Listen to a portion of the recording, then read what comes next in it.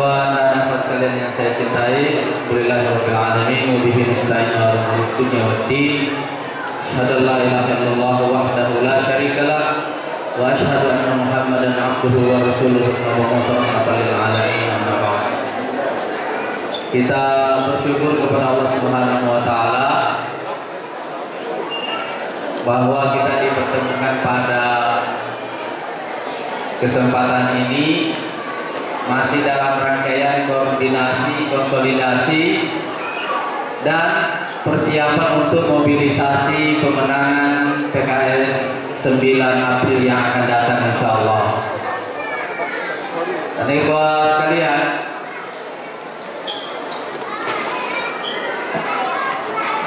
dari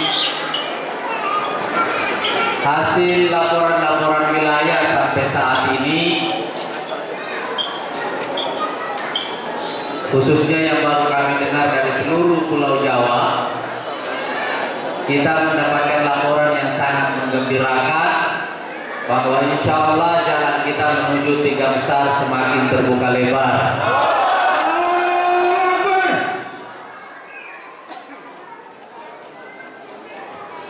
Karena sekarang kita sudah ada di 5 besar dan kita terus merangkak naik.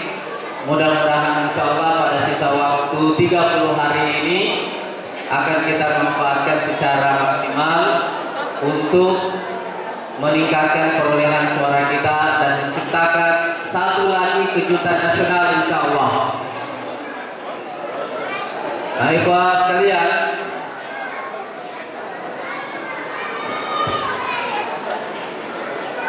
apa yang penting untuk kita miliki dalam kesempatan ini, ikhwas sekalian, yang ingin saya sampaikan adalah memenuhi seluruh persyaratan untuk menang. Nah, tanda-tandanya semua yang sudah ada. Sekarang yang harus kita penuhi adalah seluruh syarat-syaratnya. Dan syarat-syarat untuk menang itu bisa kita bagi dalam 2 hal. Yang pertama adalah asyurutul ma'nawiyah dan yang kedua adalah asyurutul fikriyah. Yang pertama dari syarat kemenangan itu adalah syarat-syarat ma'nawiyah atau syarat-syarat kemenangan yang bersifat spiritual. Dan yang kedua, syarat-syarat kemenangan yang bersifat pemikiran. Adapun syarat-syarat kemenangan yang bersifat ruhiyah, ma'nawiyah, yang pertama adalah keikhlasan. Karena itu saya ingin menekankan dan terus-menerus menekankan ulang itu sekalian, supaya kita semuanya memastikan bahwa niat kita dalam segala hal adalah ibadah kepada Allah Subhanahu wa taala. Itu dulu. Kalau kita sudah meniatkan ibadah kepada Allah Subhanahu wa taala, mudah-mudahan semua yang kita korbankan, waktu, tenaga, pikiran dan juga dana, diterima sebagai pahala oleh Allah Subhanahu wa taala. Supaya ini menjadi landasan bagi seluruh motivasi kita dan supaya jangan ada amal yang sia-sia yang kita lakukan. Umur kita terbuang tetapi hasilnya tidak ada dalam catatan Allah Subhanahu wa taala. Nah, ibu sekalian, bagi kita sebagai dai, syarat dari motivasi dari seluruh amal kita itu biasanya ada 3. Yang pertama adalah menunaikan kewajiban kita kepada Allah Subhanahu wa taala. Artinya kita anggap ini sebagai adalah wajib. Yang disuruh jadi caleg menunaikan kewajibannya sebagai caleg, yang disuruh jadi pendukung caleg itu juga menunaikan kewajibannya sebagai pendukung caleg, yang disuruh jadi capres juga melakukan kewajibannya sebagai capres. Semua ini rangkaian ibadah kepada Allah Subhanahu wa taala. Yang kedua, kita juga meniatkan mudah-mudahan kewajiban yang kita lakukan itu mendapatkan pahala di akhirat. Dan yang ketiga, mudah-mudahan di luar dari menggugurkan kewajiban dapat pahala di akhirat, mudah-mudahan juga dapat keuntungan dan kemenangan di dunia. Jadi itu tiga lapisan niat kita: menunaikan kewajiban, mengharapkan pahala akhirat, dan yang ketiga adalah mudah-mudahan dapat kemenangan di dunia. Ini basis dari keikhlasan itu dulu. Saya selalu penting mengulang-ulangi ini, ibu sekalian, supaya nanti kalau kita menang, kita tahu itu semuanya juga dalam rangkaian ibadah. Dan kalau kita kalah, mudah-mudahan ini tidak terjadi. Itu juga semuanya tidak ada yang perlu kita sesali, karena dari awal niatnya sudah benar. Yang kedua, ibu sekalian, itu adalah pengorbanan. Kita sekarang, saya yakin nantinya sudah berkorban begitu banyak, kita juga sudah berkorban begitu banyak. Semua kita sudah berkorban, tetapi kita perlu terus-menerus memastikan bahwa pengorbanan kita itu sudah maksimal, supaya jangan ada alasan bagi Allah Subhanahu wa Ta'ala, jangan ada alasan bagi Allah Subhanahu wa Ta'ala untuk tidak menurunkan pertolongannya kepada kita semata-mata karena kita belum maksimal dalam berkorban. Saya juga perlu menekankan persoalan ini, ibu sekalian, terutama bagi para caleg, karena non caleg itu jauh lebih banyak daripada yang caleg. Para caleg ini harus menunjukkan pengorbanan yang lebih besar daripada yang non caleg. Tapi kita semuanya yang non caleg juga harus berkorban lebih banyak, karena itu semuanya untuk memenuhi persyaratan bagi Allah Subhanahu wa Ta'ala menurunkan kemenangannya.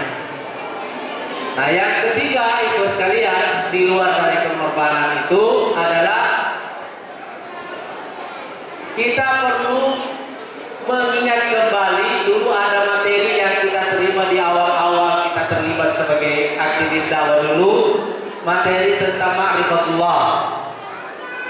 Kita mesti tahu, ibu sekalian, dan yakin bahwa sehebat-hebatnya manusia merencanakan, tetaplah semua peristiwa yang kita alami ini ada dalam genggaman Allah Subhanahu wa Ta'ala. Dan karena itu, bagian dari kepercayaan kita kepada Allah Subhanahu wa Ta'ala itu juga adalah percaya kepada kemampuan Allah, kepada keberdayaan Allah untuk mengendalikan segala situasi ini. Kesalahan manusia adalah biasanya kalau dia melihat lawannya terlalu hebat, dia pikir lawannya itu bisa mengendalikan situasi, padahal tidak. Dan karena itu Allah Subhanahu wa Ta'ala mengkritik manusia dengan mengatakan wa ma qadarullaha haqqa qadrih, dan manusia itu tidak pernah menakar Allah Subhanahu wa Ta'ala dengan sebenar-benarnya takaran. Nah, ibu sekalian, karena itu dengan percaya kepada Allah Subhanahu wa Ta'ala ini, dampak yang kita rasakan adalah tidak ada lawan yang terlalu besar di mata kita semuanya. Saya ulangi kembali, dampak yang kita rasakan itu adalah tidak ada lawan yang terlalu besar bagi kita semuanya. Saya penting menekankan ini, ibu sekalian, karena bagian terpenting dalam kemenangan itu adalah kalau kita menang di alam jiwa, kalau kita menang di alam hati, insya Allah kita juga akan menang di alam realita.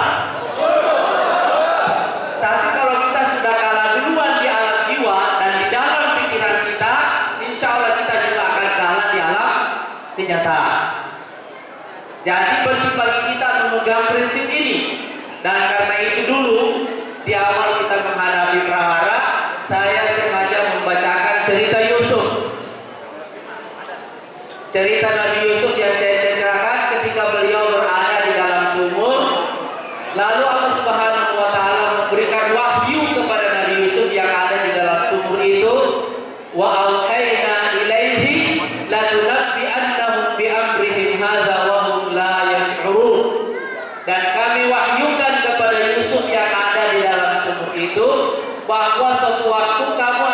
ceritakan kembali cerita ini kepada mereka dan mereka tidak sadar.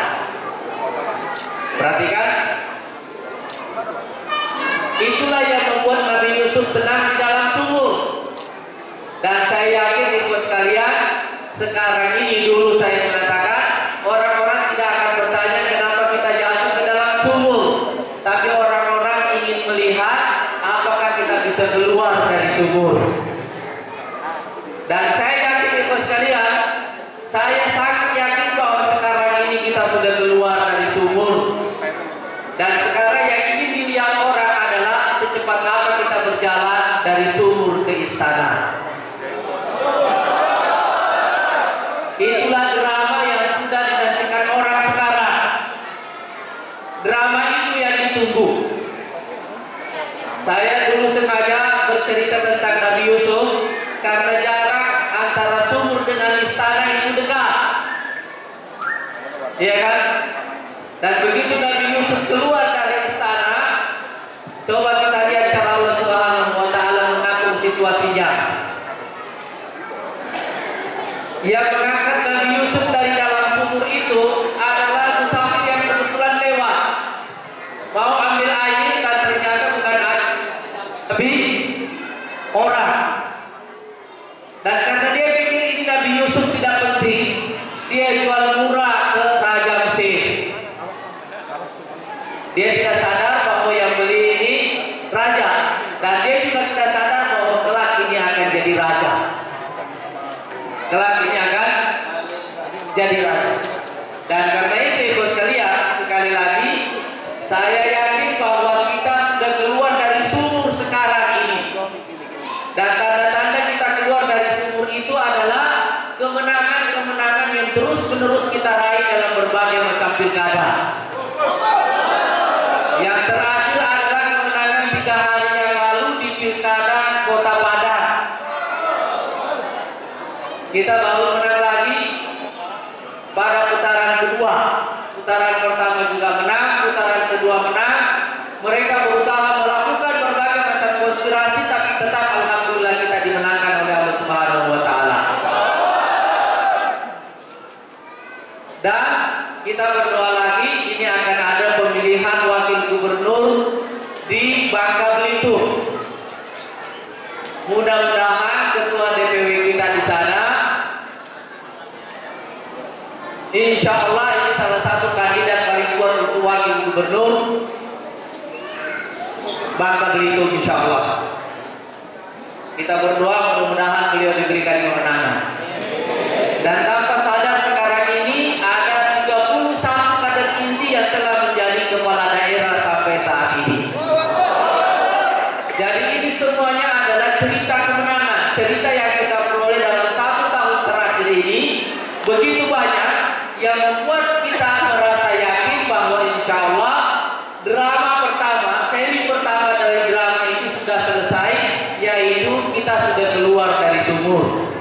Sekarang kita akan masuk pada seri kedua dari drama ini, yaitu apakah kita bisa berjalan cepat dari sumur ke istana.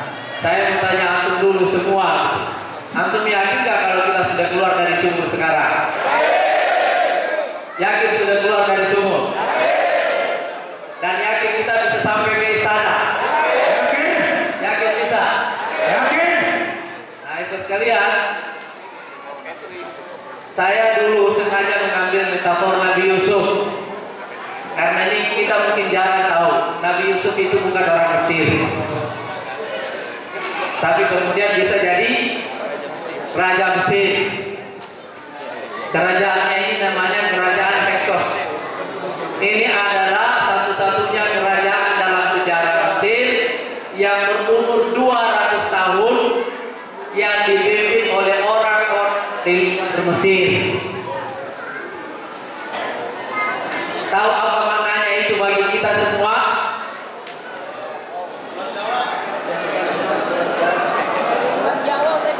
Itu banyak maknanya bagi kita semua.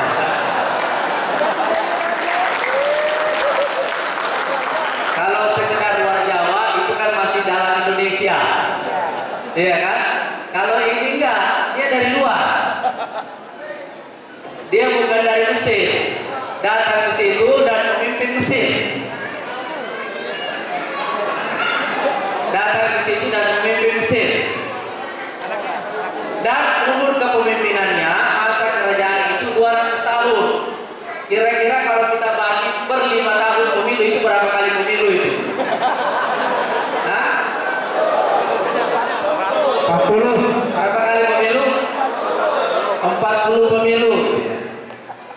Sekarang cobalah kita rancang menang dalam 40 kali pemilu. Saya sengaja menceritakan kisah ini untuk sekalian, supaya kita mengalami lompatan dalam cara berpikir. Jangan ada perasaan bahwa kita orang asing di republik ini. Jangan ada perasaan bahwa kita minoritas di republik ini. Dan yang terpenting lagi, jangan ada perasaan bahwa kita tidak layak memimpin republik ini. Nah itu sekalian, karena itu setelah kita memenuhi persyaratan ma'nawiyah ini, kita perlu masuk ke persyaratan pemikiran. Apa syarat yang kita perlukan untuk memimpin? Itu adalah cara berpikir tertentu. Dan setidak-tidaknya ada 4 kemampuan berpikir yang harus kita miliki jika kita ingin memimpin. Saya sengaja bicara tentang pemikiran ini untuk sekalian, dan saya sudah tulis ini di buku saya di gelombang ketiga yang sudah terbit. Karena menurut saya, siapapun yang ingin memimpin republik ini, itu mesti memenuhi persyaratan ini. Yang pertama, dia harus mempunyai kemampuan yang saya sebut sebagai aqliyatul handasah, kemampuan mendesain, kemampuan berpikir sebagai perekayasa, kemampuan berpikir sebagai engineer, kemampuan berpikir sebagai desainer. Dan itulah makna kita itu menjadi khalifah di muka bumi ini. Allah memberikan kita bumi ini supaya kita atur. Dan karena itu ibu sekalian, bayangkanlah apa yang dilakukan oleh seorang arsitek waktu dia ingin membangun satu bangunan. Yang pertama dia lihat lanskap tanahnya, yang kedua dia berbicara dengan pemilik tanah yang ingin membangun bangunan di situ, apa maunya. Baru kemudian dia mencoba menghubungkan imajinasi orang ini dengan tanah itu tadi. Baru kemudian dia mulai membangun satu imajinasi, dan hasil imajinasi inilah nanti yang jadi maket. Maket inilah yang jadi model bagi bangunan itu tadi. Kalau kita ingin memimpin republik ini, ibu sekalian, kita mesti punya kemampuan mendesain sebuah masa depan bagi Indonesia yang belum dipikirkan orang dari sekarang.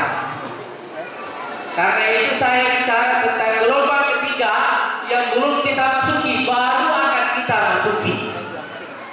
Baru akan kita masuki karena saya percaya kita sudah mengarah ke sana. Dan saya yakin ya Bapak sekalian, siapapun yang punya kemampuan mendesain masa depan Indonesia, dialah yang akan memimpin Indonesia di masa yang akan datang.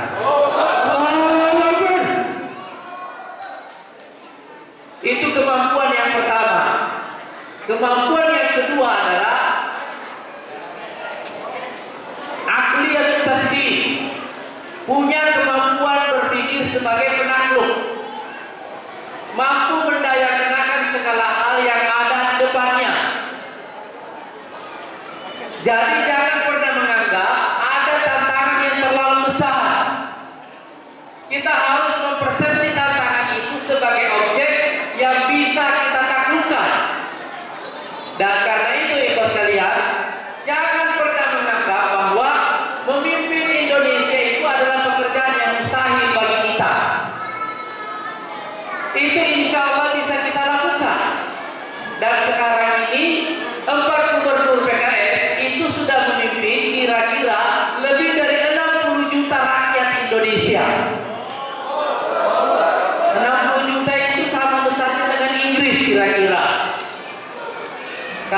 Syria dengan Maroko digabung itu baru sama. Hampir 3 kali lipatnya Malaysia. Artinya apa? Kalau kita sudah bisa memimpin lebih dari 60 juta, kira-kira memimpin 240 juta itu insya Allah tidak akan jauh bedanya. Tidak akan jauh bedanya. Kita hanya perlu mempunyai mindset sebagai penakluk. Dan karena itu ibu sekalian, kalau antum menonton Animal Planet dan menonton kehidupan binatang-binatang buas itu, antum coba lihat harimau dan singa. Lihat tatapan matanya. Lihat tatapan matanya dengan baik. Begitu antum lihat tatapan matanya seperti itu, antum lihat itu sekalian, dia punya confidence yang tinggi, dia juga punya ketenangan yang tinggi, dia tatap objeknya dengan baik, dia tidak banyak bergerak, begitu lewat diambil. Karena dia punya mindset itu tadi. Begitu juga kita semuanya, kita mesti mempersepsi tantangan kita itu dalam perspektif sebagai penakluk. Karena itu Allah Subhanahu wa taala mengatakan, "Huwallazi ja'ala lakumul arda zalulan famshu fi manakibiha." Dialah Allah yang menjadikan bumi ini bagimu takluk. Famshu fi manakibiha, berjalanlah kamu di atasnya. Famshu fi manakibiha, berjalanlah kamu di atas. Wa kulu min rizqihi, dan makanlah dari rezeki Allah Subhanahu wa taala. Nah, itu sekalian, karena itu memandang tantangan-tantangan kita itu menentukan kemampuan kita melaluinya. Kalau kita anggap tantangan kita itu besar di kepala kita, itu pasti dia akan besar di kepala kita. Jadi kalau ada lawan yang kita anggap besar di kepala kita, dia akan besar di kepala kita. Tapi kalau ada lawan yang kita anggap kecil di kepala kita, insya Allah dalam kenyataan dia juga akan kecil. Jadi saya sering kali ditanya oleh ikhwan, dan juga banyak wartawan juga yang suka tanya saya gitu, ini lawan Anda berat-berat ini, ya kan? Lawan Anda berat-berat. Saya pikir-pikir, dari dulu juga kita tidak punya apa-apa waktu kita mendirikan partai ini. Dan apa yang saya sampaikan ini sudah saya sampaikan sejak awal dulu partai ini berdiri. Sejak awal partai ini berdiri. Saya ingat dulu ibu sekalian, saya ke Aceh waktu tahun 98 mendirikan partai ini di Aceh. Karena kita tidak punya uang sama sekali, kita naik bus dari Medan ke Aceh. Sampai di Aceh, saya lihat ikhwan di sana itu agak minder waktu mau mendirikan partai ini. Dan ada satu hal yang mereka lakukan agak lucu, tapi ini jadi kenangan. Mereka sewa lapangan paling dekat Banda Aceh. Pada pagi hari pelaksanaan itu, peresmian partai itu hujan lebat. Dan mereka ini salah hitung bahwa ternyata lapangan itu terlalu besar untuk ukuran mereka. Jadi ketika seluruh massa berkumpul, yang terbanyak dari massa itu cuma cukup untuk berdiri di depan panggung. Jadi mereka agak minder waktu itu, dan ketuanya waktu itu Nasir Jamil. Malu-malu mereka meresmikan partai. Saya bilang jangan, tidak perlu malu, tidak perlu malu. Kita teriak di tengah lapangan ini, kita teriak sama-sama. Saya suka selera antum semuanya karena sudah berani mengambil lapangan yang paling besar yang ada di Banda Aceh.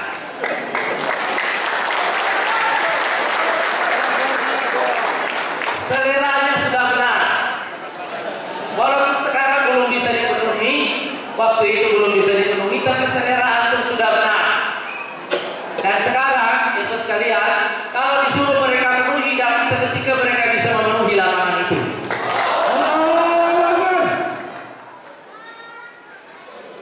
Kita memulai dari nol. Tapi dari awal saya selalu mengatakan itu sekalian, cara yang terbaik menghidupkan adrenalin kita itu adalah pilihlah lawan yang paling besar yang ada. Itu cara kita membesarkan diri sendiri. Dan saya yakin insya Allah sekarang ini kita sedang on the way ke sana. Kita sedang on the way ke sana. Kalau antum lihat singa, antum lihat harimau, tidak pernah lawannya itu biasanya lebih kecil dari dia. Kalau yang mau dimakan sekedar rusa dan kijang, biasanya bukan yang gede-gede yang datang, itu anak-anak singa yang disuruh ambil, iya kan? Tapi kalau yang misalnya jerapah yang mau diambil, itu baru dia turun, baru turun mereka yang benar. Tapi ini cara menghidupkan adrenalin kita. Nah itu mindset yang kedua. Karena itu ikut sekalian, nanti antum kembali dari sini, antum cari di dalam Quran kata sakhara, menaklukkan, menundukkan. Antum akan lihat itu adalah kata yang paling banyak terulang dan dihubungkan dengan manusia sebagai penakluknya, yang artinya seluruh benda-benda di dunia ini ditaklukkan oleh Allah Subhanahu wa Ta'ala supaya gampang bagi manusia untuk melaluinya. Nah, mindset yang ketiga ikut sekalian itu adalah mindset eksperimental. Coba dan perbaiki, coba dan perbaiki, coba dan perbaiki. Artinya apa ikut sekalian? Jangan takut mencoba sesuatu yang baru. Kita masuk, kita coba. Kalau ada kesalahan kita perbaiki. Jangan pernah takut gagal. Tetapi kita perlu memperkenalkan metode eksperimen ini di dalam pikiran kita semuanya, karena metode ini yang dulu memperkenalkannya adalah kaum muslimin. Yang kita warisi dari Yunani itu adalah filsafat metafisika, tetapi Islamlah yang memperkenalkan metode eksperimen ini. Nah, saya ingin cerita satu kisah dari kalangan sahabat Rasulullah SAW. Dulu Sa'ad bin Abi Waqqas itu adalah komandan pasukan perang Qadisiyah. Dan antum tahu versi itu istananya dikelilingi oleh sungai. Mereka ini tidak sadar pasukan Sa'ad bin Abi Waqqas ini tiba-tiba sampai ke pinggir sungai dan tidak tahu cara menyeberang. Tidak tahu cara menyeberangnya. Kenapa? Satu, mereka orang gurun, tidak tahu berenang. Yang kedua, kuda yang mereka bawa itu juga kuda gurun, takut sama air. Apa yang mereka lakukan?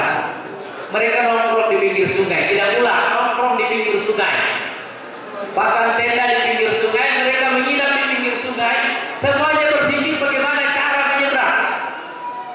Dan antum tahu kan, tidak mungkin mereka latihan renang seketika, iya kan? Tidak mungkin. Coba antum lihat, ini masalah eksperimen. Mereka terus-menerus setiap hari memikirkan bagaimana caranya bisa menyeberang. Hari pertama tidak ada solusi, hari kedua tidak ada solusi, hari ketiga mulai kelihatan. Saking kencangnya mereka memikirkan bagaimana cara menyeberang, akhirnya beberapa orang sahabat diberi mimpi oleh Allah Subhanahu wa Ta'ala. Mimpinya adalah mereka melihat kuda itu menyeberang berombongan dan mereka berjalan di atas kuda. Paginya mereka berdiskusi, itu artinya apa mimpi itu.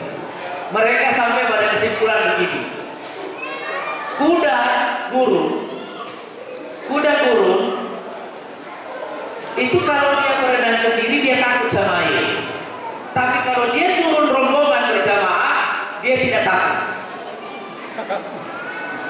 Akhirnya mereka ambil kesimpulan itu, kuda-kudanya dibaris-bariskan, disuruh menyeberang sungai, dan ternyata benar, kudanya bisa berenang asalkan rame-rame.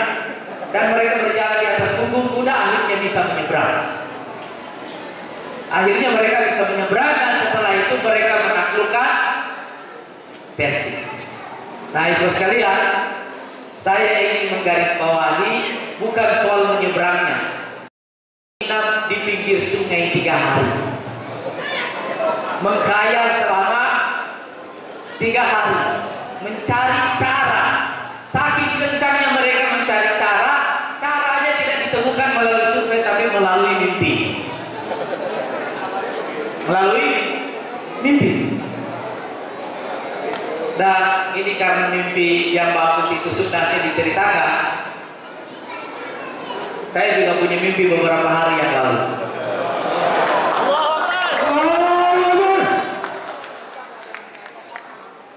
Jadi ini hari Jumat, bukan hari Jumat yang kemarin, hari Jumat yang sebelumnya.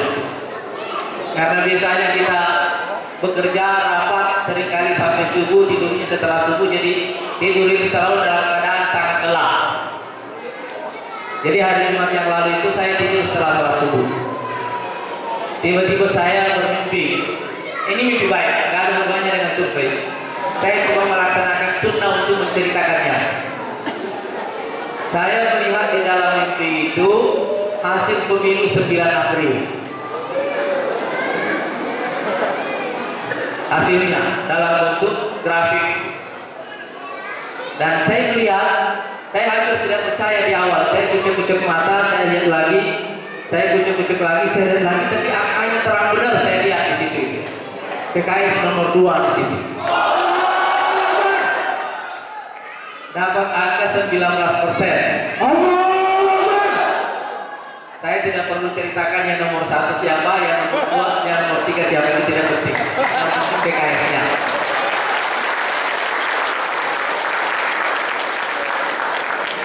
Saya pikir-pikir mungkin karena kita tiap hari memikirkan cara menangnya. Lumayan lah. Mimpi ini diceritakan saja enak, apalagi dialami. Ya kan? Tapi jangan merasa bahwa ini karena mimpi, ini tidak bisa kita capai, tidak. Kita anggap saja ini adalah ajil busyrul mukmin. Ini adalah berita yang dipercepat oleh Allah Subhanahu wa taala. Nah, jadi sekalian, mindset eksperimen. Nah, yang keempat itu mindset Pak. Teruslah melakukan inovasi di lapangan. Jangan pernah ragu melakukan inovasi, melakukan cara yang tidak dipikirkan oleh orang. Dan karena itu saya ingin menekankan satu hal pada kesempatan ini, ibu sekalian. Biasakanlah memikirkan hal-hal yang tidak dipikirkan oleh orang lain. Lakukanlah hal-hal yang tidak dilakukan oleh orang lain. Itu insya Allah akan menciptakan perbedaan.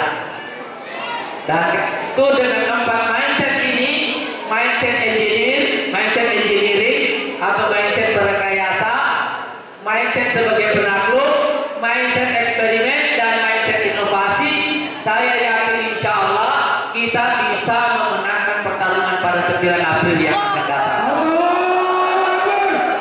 Nah, itu sekalian, kalau kita sudah memenuhi syarat-syarat kemenangan ini, saya ingin menyampaikan beberapa berita gembira kepada antum semuanya. Saya ingin menyampaikan berita gembira itu. Berita gembira itu adalah kita dulu, terutama sejak bulan Mei, saya merubah seluruh strategi pemenangan kita hampir secara keseluruhan. Hampir secara keseluruhan. Karena kita mendapatkan serangan yang luar biasa besar. Saya kira-kira selama bulan Ramadan penuh itu iktikaf di rumah dan tidak kemana-mana. Hanya tilawah, sholat, itu saja, berpikir. Menemukan cara yang efektif untuk menuju kemenangan. Dan saya sampai pada satu kesimpulan, ikhwas sekalian,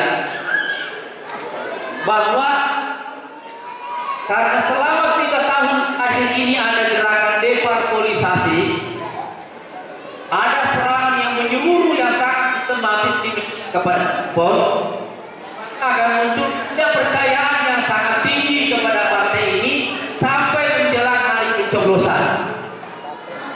Sampai hari pencoblosan nanti akan ada kepercayaan yang sangat tinggi kepada partai politik secara keseluruhan dan relatif tanpa kecuali masuk kepada kita. Dan kalau terjadi gerakan ketidakpercayaan seperti itu, kalau terjadi gerakan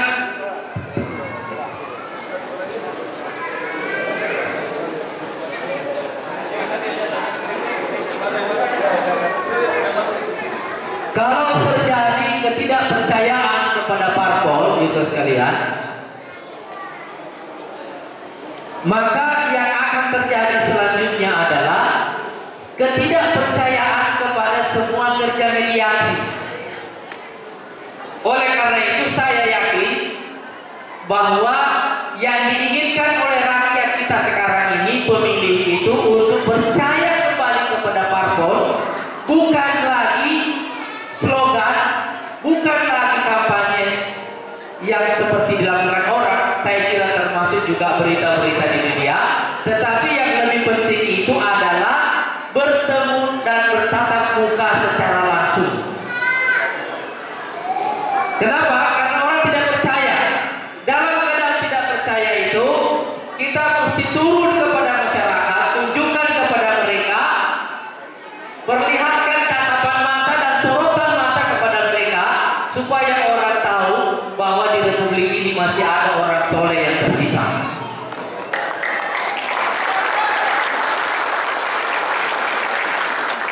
Dan sejak itu, setelah Ramadan, saya membuat keputusan seluruh anggota Dewan yang 57 di DPR harus ada di dapilnya masing-masing minimal 3 hari dalam sepekan sejak bulan September yang lalu.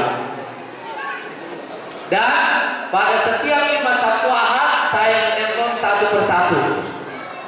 Biasanya saya telepon secara random ketua DPW-nya, si Fulan ada di mana, Fulan ada di mana. Kalau ada yang di Jakarta di akhir pekan, berarti ada masalah di dapilnya. Dan alhamdulillah kebijakan ini sekarang mulai berbuah. Buahnya adalah peningkatan yang menyeluruh di seluruh dapil PKS sekarang ini dalam hal elektabilitas. Karena itu kemarin di acara Jurkanas, pelatihan Jurkanas kemarin, saya mengatakan ini intuisi saja. Per hari ini mudah-mudahan feeling saya tidak salah, kursi PKS mudah-mudahan sudah di atas 57. Saya sudah melihat laporan-laporan survei dan alhamdulillah ini semuanya digembirakan. Tetapi setelah saya hitung semua variabelnya, saya yakin insya Allah suara kita akan jauh lebih baik daripada perolehan kita pada tahun 2009 yang lalu. Ini yang ini yang saya rasakan, ini yang saya lihat, dan ini yang saya baca juga di dalam survei ini mulai membuahkan hasil. Dan per Januari yang lalu saya pastikan lagi supaya seluruh anggota dewan itu ada di dapilnya paling tidak 4 sampai 5 hari dalam sepekan. Dan alhamdulillah saya juga sampaikan ke media, kalau Anda ingin memanggil orang-orang PKS untuk wawancara, panggil di antara hari Senin sampai Rabu. Karena misalnya Rabu siang itu sudah tidak ada di DPP misalnya, Jakarta sudah kosong, orang semua sudah kembali ke dapilnya. Dan ini alhamdulillah mulai membuahkan hasil, dan saya yakin insya Allah hasil ini akan terasa nanti pada 9 April yang akan datang. Itu yang pertama, berita gembira yang ingin saya sampaikan. Yang kedua itu sekalian, saya juga yakin karena sekarang ini angka undecided itu masih tinggi. Angka undecided itu masih sangat tinggi, sehingga peluang terjadinya kejutan yang tidak kita duga-duga 9 April yang akan datang itu sangat besar. Peluang terjadinya kejutan pada 9 April yang akan datang itu sangat besar, karena orang yang menentukan pilihan orang ini angka masih sangat tinggi sekali. Saya yakin angkanya itu tidak akan kurang dari sekitar 40-an%. Tidak akan kurang dari itu. Sehingga apa yang sekarang ada di survei ini bisa jadi bagi bumerang bagi partai tertentu dan berita gembira bagi partai yang lain. Dan ibu sekalian, karena itu kita perlu memanfaatkan celah ini. Kita perlu memanfaatkan celah ini dengan terus-menerus bekerja, karena biasanya ada satu teori yang mengatakan, dan ini yang kita lihat juga di dalam survei, kenapa Anda belum memilih sampai sekarang? Alasan mereka satu, yang paling banyak, ini alasannya di antara sekian alasannya, yang paling banyak di antaranya mereka mengatakan menunggu didatangi oleh caleg atau kader partai. Jadi ibu sekalian, berita gembira dari hasil survei sudah ada, tapi berita gembira dari potensi perolehan suara jauh lebih besar daripada hasil survei yang sudah kita dapat. Dan karena itu, berita gembira kedua ini lebih penting daripada berita gembira yang pertama. Dan saya ingin mengatakan kepada antum semuanya, ibu sekalian, saya ingin mengatakan kepada antum semuanya, begitu PKS menciptakan kejutan pada 9 April yang akan datang, mudah-mudahan juga insya Allah itu akan menjadi tiket bagi PKS untuk ikut serta pada Pilpres 9 Juli yang akan datang.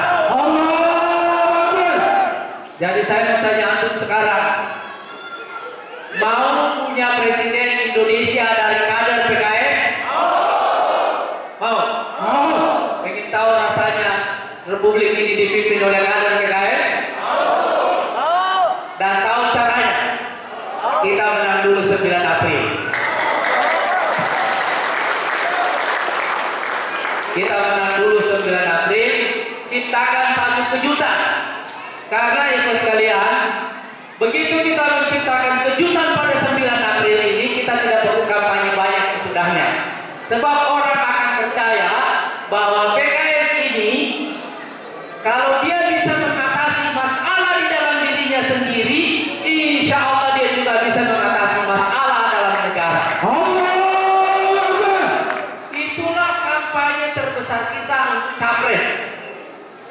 Karena itu ibu sekalian, begitu kita mengalami prahara akhir Januari yang lalu, saya langsung bilang ke ibu di DPP, ini ada pilkada gubernur Jawa Barat 24 Februari.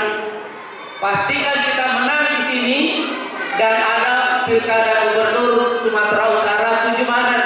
Pastikan kita menang di sini, karena kemenangan di sini tidak akan jadi kemenangan 24 Februari dan 7 Maret, tapi ini akan menjadi cerita 1 tahun. Karena itu saya juga ingin mengatakan kepada antum semuanya, kemenangan pada 9 April yang akan datang itu akan menjadi modal bercerita pada 9 Juli selanjutnya insya Allah. Itu akan jadi modal cerita kita, tidak perlu kampanye banyak.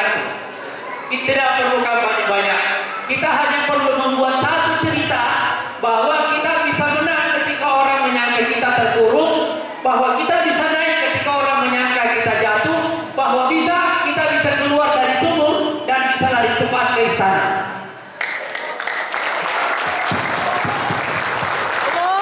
Saya dari dulu punya prinsip, jauh lebih bagus bicara dengan kenyataan daripada bicara dengan janji. Ini cara kita menunjukkan bahwa kita mampu menyelesaikan masalah yang paling besar yang ada di Republik ini. Selesaikan masalah rumah tangga kita dan tunjukkan kepada orang bahwa kita selesai dengan masalah kita dan kita siap memimpin Indonesia insya Allah. Dan saya yakin itu sekalian, orang-orang di luar sana itu ada yang bilang ke saya begini, bagus juga sih kita mencoba Indonesia ini. Indonesia rasa PKS itu seperti apa?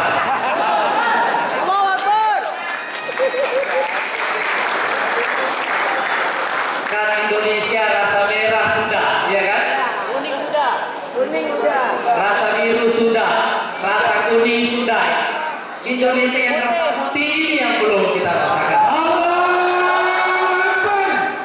Dan tahu apa bedanya nanti kalau PKS itu rasanya putih? Itu seperti bedanya air putih dengan Coca-Cola. Tahu bedanya? Kalau kita menuang Coca-Cola, yang naik pertama kali apa ya? Busa, ya kan? Begitu ternyata dia penuh, Anda berhenti menuang, busanya turun, ternyata Coca-Colanya cuma sedikit. Tapi kalau Anda tuang aqua kita, air putih kita tuang, kalau gelasnya penuh, itu yang penuh air atau busa? Air. Itu beda yang pertama. Beda yang kedua, kalau kita minum Coca-Cola itu ada sedotannya di lidah karena ada sparklingnya, iya kan? Makanya orang suka ada sparklingnya kan? Kalau putih itu kan plain, hambar, nggak ada rasanya, iya kan? Makanya orang tidak terlalu tertarik, iya kan? Tapi setiap hari kita ini lebih banyak minum Coca-Cola atau air putih, iya kan? Dan kalau kita minum air putih 3 liter setiap hari, kira-kira kita sehat atau sakit? Tapi kalau kita minum Coca-Cola 3 liter setiap hari, sehat apa tidak? Sakit kaya. Itulah bedanya. Ya kan? Itu bedanya. Air putih itu diminum tidak membosankan dalam jangka panjang, dan semakin banyak kita minum, itu insya Allah semakin menyehatkan badan. Dan ada yang penting dari air putih itu bukan hanya dia mendatangkan faedah, tapi juga mengusir penyakit. Itu punya fungsi detox, iya kan? Kalau Anda minum Coca-Cola ini bawa penyakit dalam jangka panjang. Tapi minum air putih ini menyehatkan dalam jangka panjang dan juga mengeluarkan racun di dalam tubuh. Itulah rasa PKS kalau Indonesia ini dipimpin oleh PKS.